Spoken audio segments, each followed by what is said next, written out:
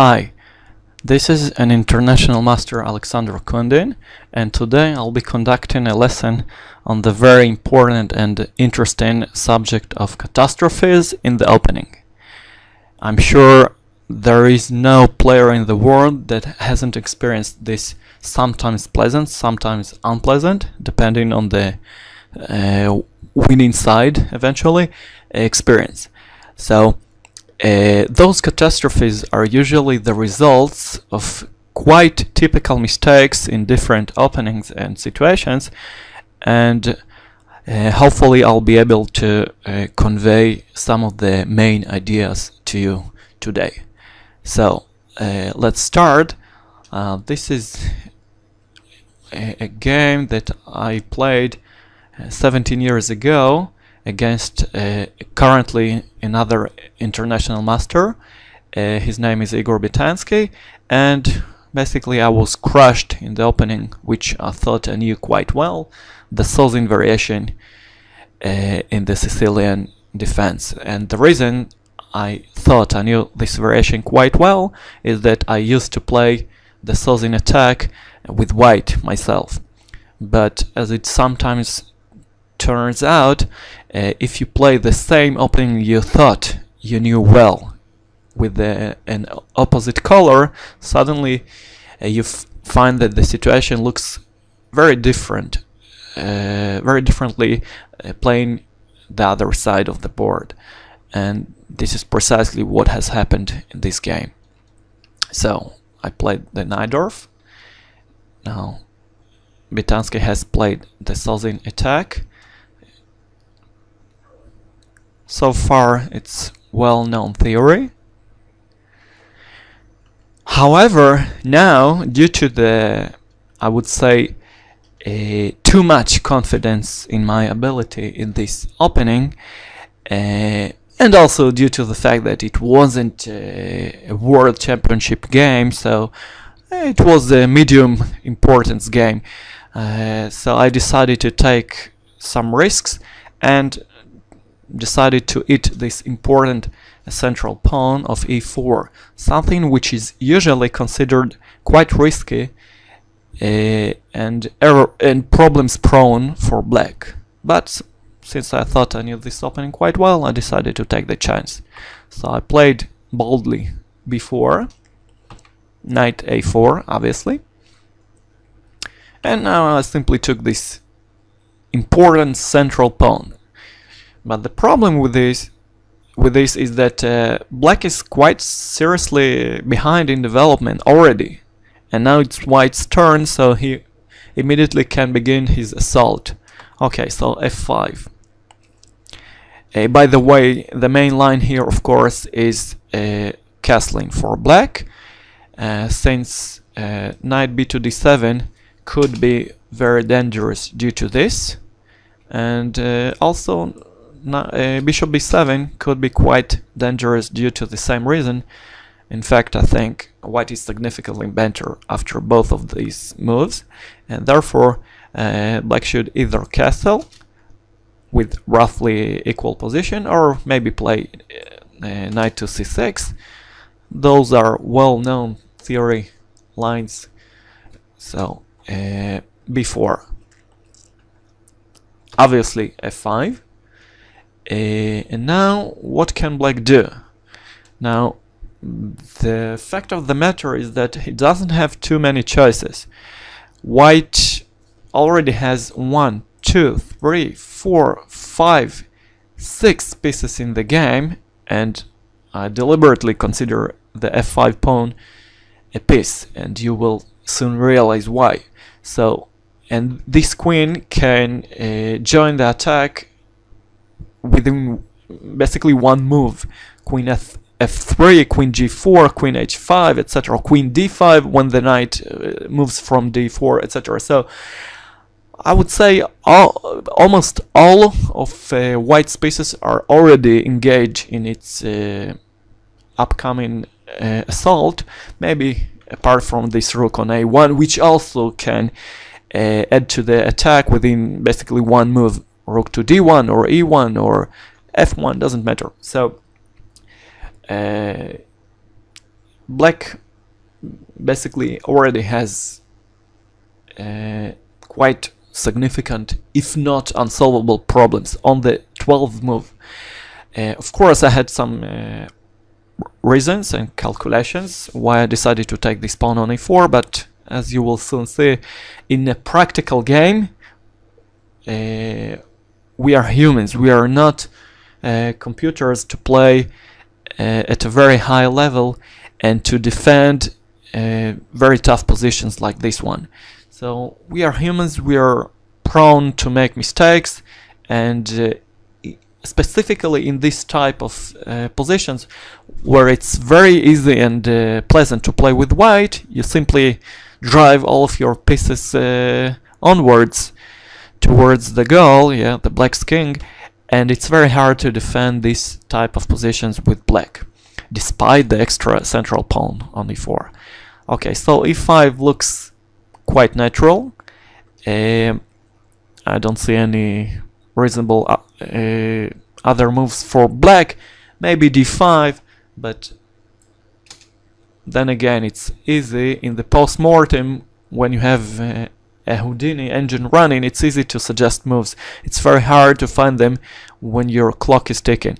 Basically the problem here is with this, and queen can get to g4 with some unpleasantries already for black, or maybe even something stronger, perhaps even something like that. Anyway, it looks quite scary for black, so I decided not to go into this trouble, and instead I've entered a different trouble, just as bad. Okay, so I played e5, the most natural move, at least the most natural looking move. Okay, and now I received this quite unexpected blow, because frankly I thought the knight would move, let's say to e2, and now he blocks this diagonal, and although there is a threat of bishop d5 or queen d5 or bishop takes f7 after bishop b7, it looks as though black can hold on. Maybe he still will be inferior after knight b6, but then again black can always sacrifice this exchange. And now I would say this position is very playable. I'm not even sure that black is worse, because now he has a really strong centered pawn for an exchange. Okay, so it's quite a playable position. And also, well, this doesn't look good. This definitely doesn't look good due to this move, but still, I think simply castling and black can hold on. However, my attack, my opponent, who was already in the attack mode, didn't want to retreat, and instead he wanted only to attack, which was probably the right thing to do in this situation, where he already has all of its pieces besides the rook on a1 engaged in the serious upcoming assault. So bishop takes f7. Well, not much choice for black. I took the bishop. If you are going to suffer, it's better to suffer for something, and in this case black is suffering for a bishop. So in the case that he is able to block or maybe rebuy itself from the current troubles, he at least remains with some material up. Okay, so queen h5 check, and not too many choices here. g6 doesn't look very good. Queen f6, well, I don't know too many humans that would play king f6 here. Basically every check will be a checkmate, so I don't think there is a lot of sense analyzing this position. Now Queen f8 probably loses by force after this. I mean, instantly losing by force. The move I played also led me to a loss, but at least it took some skill and effort from my opponent to beat me in this game. Okay, so Queen g8 looks like the only move. Well, now White's next move is quite obvious.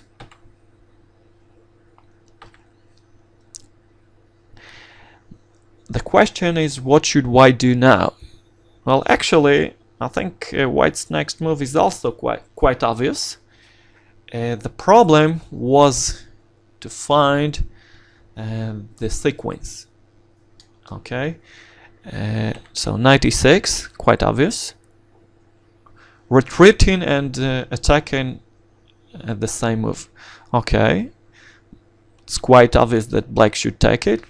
I mean, Queen e7, like I said, if Black is already going to suffer, then it's worthwhile suffering for something, for an extra material. Here he's just hopelessly lost, that's it.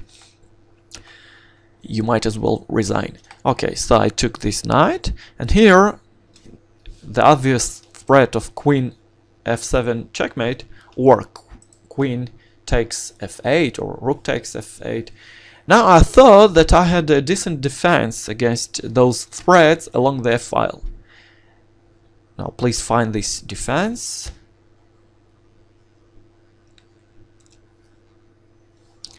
Okay, so it's not hard to see that this move wouldn't do much help due to this checkmate, okay?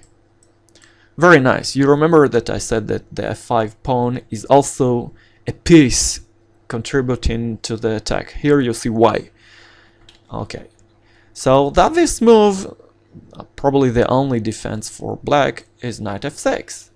Okay, now this used to be centered knight retreats to f6, and it looks like Black is able to hold on. Right now he's a piece up. He threatens the white queen, and it looks like White has already lost two of his attacking pieces, one knight and the bishop on f7, and it looks like White's attack has come to an abrupt stop, or so I thought. Well, actually, I knew my position was still perilous, but I thought I had a very decent chance of making a nice escape, and maybe even winning this game. Yeah, but here basically White has found the pinnacle of this entire game. A very neat combination, which I would like you to find. Depending on your chess level, it may take you some time. Please do not engage Houdini or any other computer engine, because you are obviously not allowed to do this during your serious tournament game. I want you to sweat a little bit, to move the circles and nuts and bolts in your brain, and find this very elegant combination which enables White to win.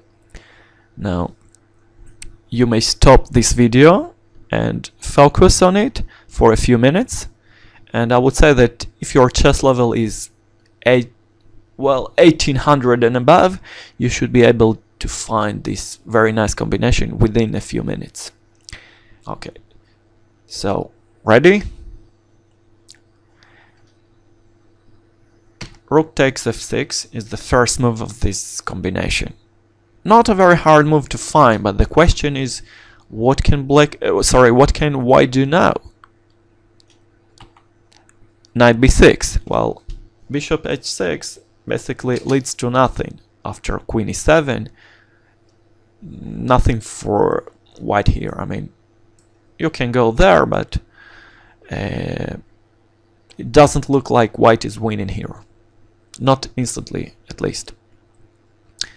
Okay, so instead, my opponent has played knight b6 with the quite obvious threats of taking on a8 and thus basically winning the game.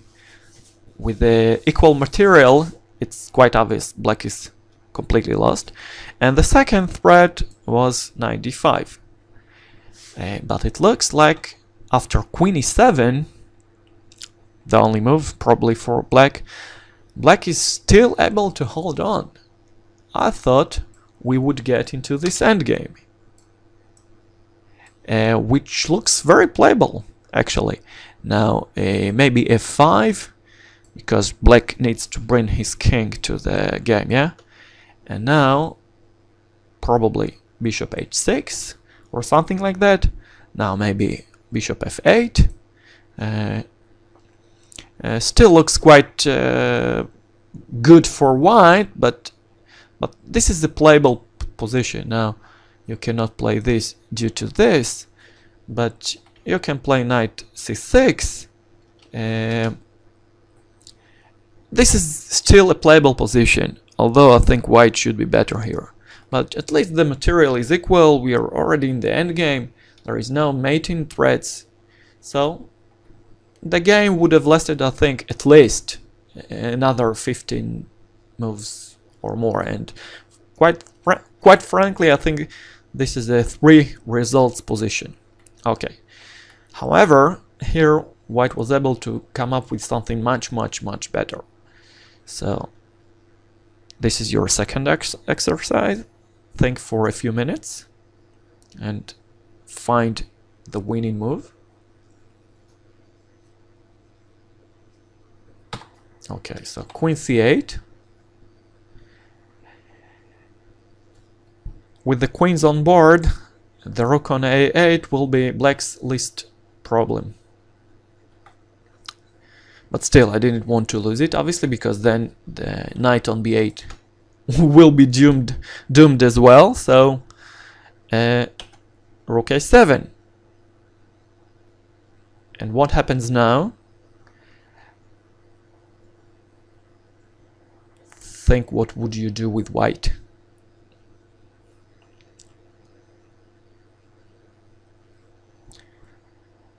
This is the obvious but not the best move. Rook b7, and then black can take on b6, and then he can play king g7, and still he hangs on. Okay, so that's not what white should do. Instead, knight d5. Now the domination of white spaces is simply abnormal. Okay, white is a rook down, but black is basically helpless and defenseless. Okay, those 4 pieces that are engaging in white's attack simply crush in black. Okay, well, that's also due to the fact that black's pieces are extremely miserable. Look at this rook, look at this bishop, look at this queen, which cannot find a decent place for itself. Look at this king. Now look at those pieces, yeah? So although white is a rook down, his pieces are so much better coordinated that the game only lasted for 1 or 2 moves from here. Okay, queen b7. Okay, so what happens now?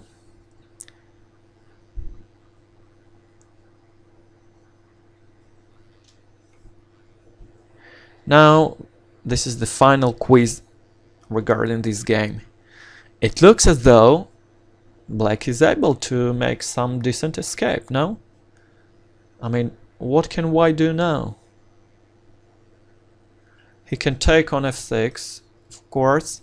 Yeah, knight takes f6, then king g7, and then what?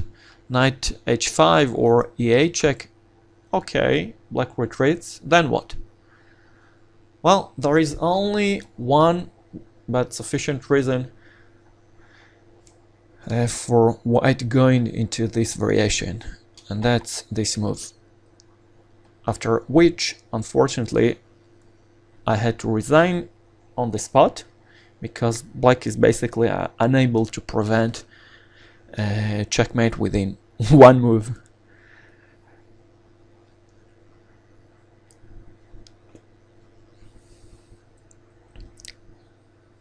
So